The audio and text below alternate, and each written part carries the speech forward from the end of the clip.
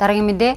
За энэ онд нийслэлийн гэр ороолын иргэдийн хэрэгцээнд зориулж кокссон нүүрсийг хятад улсаас 226 тэрбум төгрөгөөр худалдаа авахар төлөвлөж байна.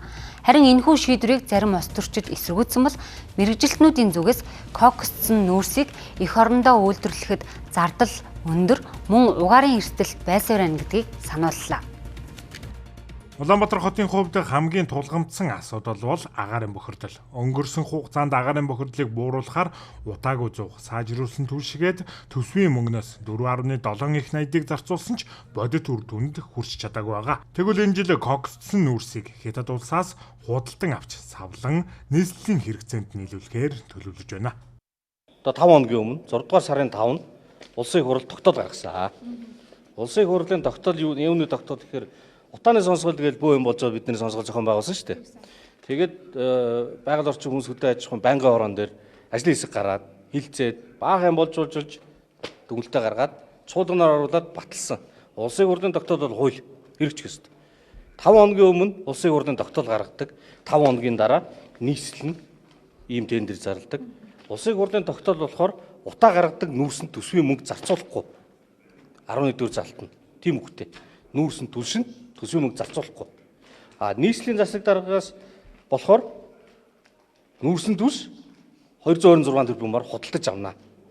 Би нэг ойлгохгүй байна. Бид нар эрдэмтдийн зөвлөлийн дүгэл гарсан. Энэ өндөр илчлэгтэй нүүрсийг ийм одоо угаагаагүй нүүрсийг, чанаагүй нүүрсийг хэрэглэн нэвтрүүлэх нь буруу юм гэдэг ийм дүгнэлтийг эрдэмтэд гаргасан. Би бол зол жаргалыг эрдэмтэн биш гэж бодож байна. Зүгээр улс төрчүүл, сөрөг хүчний улс төрчүүл аль болох эсэргүүцэх энэ тал руу л явна. Өнгөрсөн жилүүдийн хугацаанд маш олон хүн угаартаас асуурсан. Тэгээд үндэсний хороо шийдвэр гаргасан. Би үндэсний хорооны шийдвэрийг биелүүлж байгаа.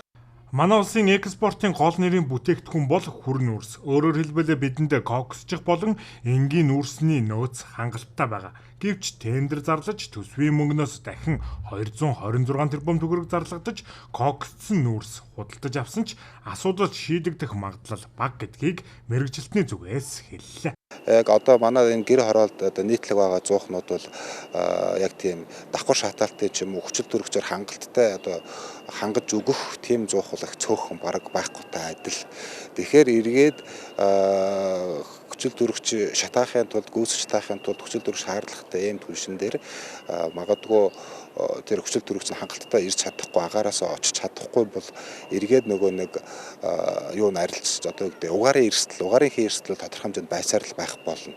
Нэг талдаа нөгөө саяны дэгдэмхий болон хөхрийг ингээ багасгачихлаар харцангуй одоо юу гэдэг өнөр бахтай цэвэрхэн байх тийм мэдрэмж бол төрөхөл байх. Гэхдээ угаарын хий эрсдэл бол арилахгүй жоохон үйл ажиллагаа багасны учраас баг арилахгүй хэвээрээ байх болов гэж бодож байна. 2018-аас 2024 онд нийт 1.4 их найдын төгрөгийг зарцуулан сайжруулсан шахмал түлшийг үйлдвэрлэсэн. Харин одоо кокссон нүүрсийг худалдан авч хэрэглээнд нэвтрүүлэхээр төлөвлөж байгаа ч гэнтийн энэхүү шийдвэрээс болж үүсэх эрсдэл хэтэрхий өндөр байна. Тухайлбал кокссон нүүрсийг асаах, хэрэглэх, цаашлаад өндөр температурыг тэсвэрлэх зуух зэрэг олон асуудал биднийг хүлээж байгаа. Тэр ч утгаараа энэхүү асуудлыг сайтар судлаж, иргэддээ зөвлөгөө мэдээлэл хүргэсний үндсэн дээр хэрэгжүүлэх шаардлагатай байна.